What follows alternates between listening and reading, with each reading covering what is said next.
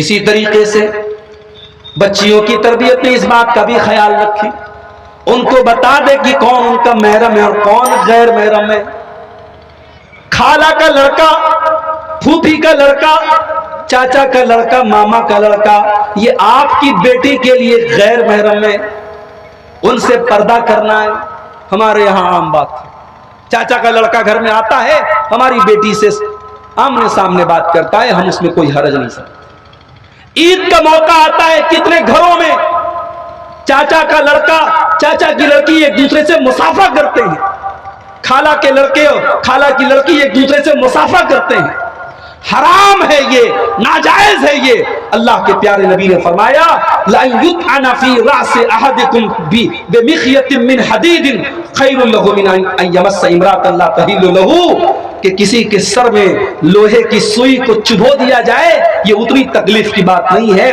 کسی غیر عورت کو ٹچ کرے، یہ اتنی تکلیف کی بات ہے۔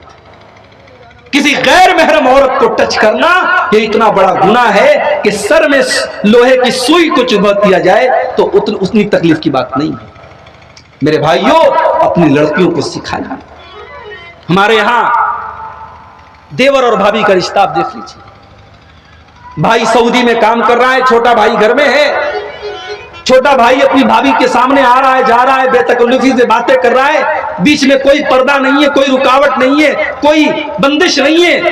حالات دھیرے دھیرے بگڑتے ہیں اور دیور اور بھابھی کے درمیان ناجائز تعلقات جنم لینے لگتے ہیں۔ کیوں کہا اللہ کے پیارے نبی نے الحمد الموت؟ دیور بھابھی کے لیے موت ہے، جیجا سالی کے لیے موت ہے، جو شوہر کے قریبی رشتہ دار ہیں وہ بیوی کے لیے موت ہے، جو غیر محرم رشتہ دار ہیں بیوی کو چاہیے کہ غیر محرم رشتہ داروں سے پردہ کرے، ان کے سامنے نہ آیا کرے۔ یہ اسلام کی تعلیم ہے، اپنی بچیوں کو آپ کی سکھائیے۔ اسی طریقے سے اگر آپ چاہتے ہیں کہ آپ کے گھر کا ماحول صحیح ہو تو اپنی بچیوں کو آپ صحیح اداروں میں ڈالیں۔ نیپولین بوناپارٹ نے کہا تھا "Give me an educated mother, I shall promise you birth of a civilized and educated nation." Napoleon Bonaparte بہت بڑا مفکر تھا، اس نے کہا تھا مجھے ایک پڑھی لکھی ماں دے دو، میں تمہیں ایک پڑھی لکھی قوم دے دوں گا۔ تمہیں ایک پڑھی لکھی ماں دے دو، میں ایک پڑھی لکھی قوم دے دوں گا۔ اور عربی کا ایک شاعر کہتا ہے الام مدرسۃ اذا اعددتها اعددت شعبا طیب الاعراق، کہ ماں جو ہوتی ہے اپنے آپ میں ایک مدرسہ ہوتی ہے، ایک اسکول ہوتی ہے۔ اگر آپ نے اچھی ماں تیار کر دی، آپ نے ایک اچھی نسل تیار کر دی۔ میرے پیارے ساتھیوں، حضرت اسماعیل علیہ السلام نے اپنے باپ ابراہیم کی قربانی کے واقعے کے موقع پر کیا کہا تھا؟ جب باپ نے بیٹے سے کہا تھا کہ میرے بچے میں تجھے ذبح کرنا چاہتا ہوں، کیونکہ اللہ کا حکم یہی ہے کہ میں نے تجھے خواب میں ذبح کرتے ہوئے تجھے دیکھا ہے، اے میرے بچے تو بتا تیری کیا رائے ہے؟ تو بیٹے نے کیا جواب دیا تھا؟ قال یا ابت افعل ما تؤمر ستجدنی ان شاء اللہ من الصابرین۔ بیٹے نے کہا ابا جان آپ کو جو حکم ملا ہے آپ کر ڈالیے، اللہ نے اگر چاہا تو آپ مجھے صبر کرنے والا پائیں گے۔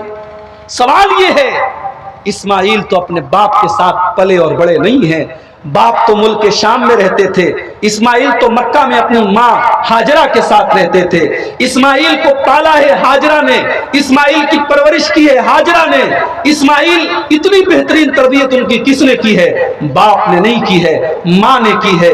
اسی لیے علامہ اقبال کہتے ہیں سکھائے کس نے اسماعیل کو آداب فرزندی، یہ فیضان نظر تھا یا کہ مکتب کی کرامت تھی، سکھائے کس نے اسماعیل کو آداب فرزندی۔ اسماعیل کو یہ آداب کس نے سکھائے؟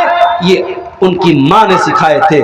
میرے بھائیوں، ایک پڑھی لکھی ماں، ایک دیندار ماں اپنے بچوں کی صحیح تربیت کرے گی۔ اسی لیے جب رشتہ تلاش کرنے جاؤ تو صرف خوبصورتی مت دیکھو، صرف دینداری مت دیکھو، صرف دولت اور پیسہ مت دیکھو، دینداری دیکھا کرو میرے بھائی۔ دیندار لڑکیوں کو بہو بنا کے لاؤ۔ آج کتنی غریب گھروں کی دیندار لڑکیاں ہیں جو اچھے رشتوں کی تلاش میں ان کی عمر نکل رہی ہے، مگر آج دنیا داری اس قدر غالب آ چکی ہے کہ لڑکوں کی مائیں اور لڑکوں کے گھر والے ایسے رشتے تلاش کر رہے ہیں جہاں سے لمبا چوڑا جہیز ملے، جہاں لمبا چوڑا گھر مکان ہو، لمبی چوڑی جائیداد ہو اور لڑکی ایک دم حور جیسی ہو۔ میں کہتا ہوں خوبصورتی میں تھوڑا کمپرومائز کر لو، دولت میں تھوڑا کمپرومائز کر لو، برادری میں تھوڑا کمپرومائز کر لو، مگر دینداری میں کمپرومائز مت کرو میرے بھائی۔ دیندار عورت کو اپنے گھر میں بہو بنا کے لاؤ، کامیاب ہو جاؤ۔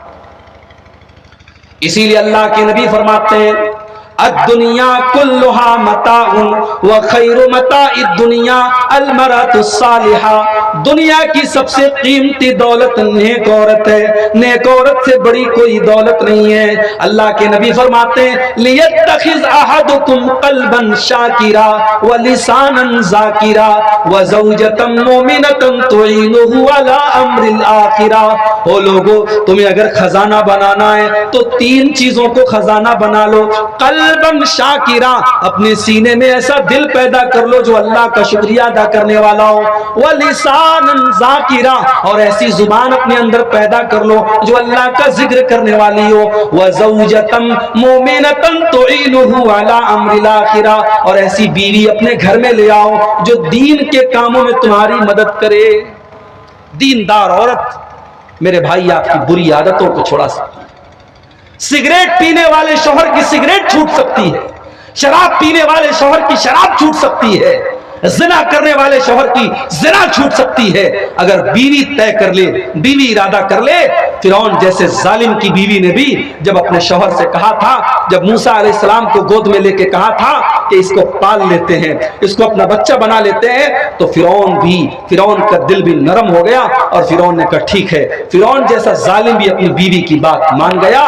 اگر عورت چاہے تو شوہر سے بڑی بات منوا سکتی ہے۔ دیندار عورت کو گھر میں کے لائیے، گھر کا ماحول بن جائے۔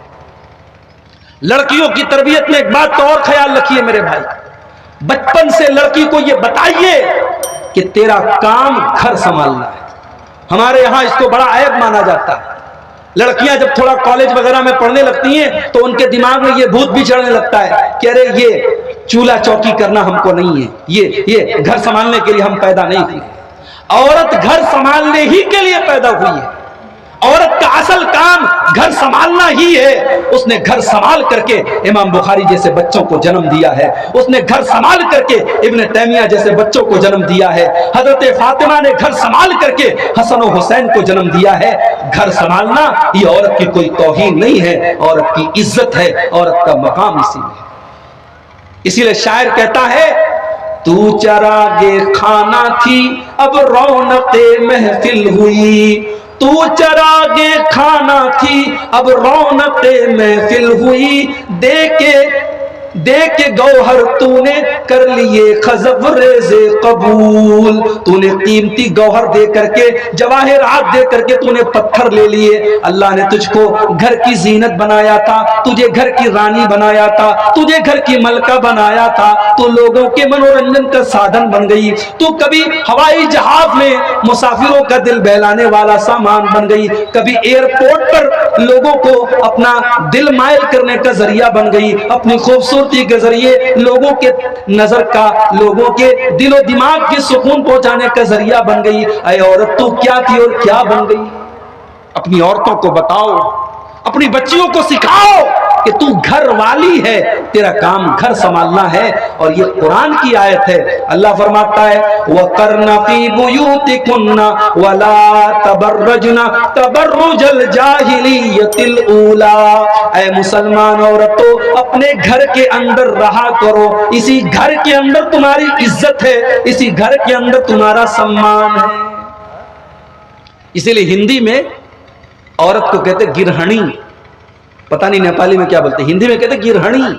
گرہنی مطلب گھر والی، عورت گھر والی ہے، گھر سنبھالنا اس کا کام ہے۔ اپنی بچیوں کی تربیت میں ہم اس بات کا بھی خیال رکھیں۔ او میری پیاری ماں بہنوں، بڑی اہم باتیں آپ کو بتا رہا ہوں بچیوں کی تربیت کے بارے میں۔ میں جانتا ہوں رات کا آخری ٹائم ہے، یہ تقریر سنانے کا ٹائم نہیں ہے، یہ الگ بات ہے آپ کیا ماحول ہے رات بھر پروگرام کرنے کا، مگر یہ ماحول اچھا نہیں ہے۔ پروگرام 12 بجے تک ختم ہو جانا چاہیے۔ چند بات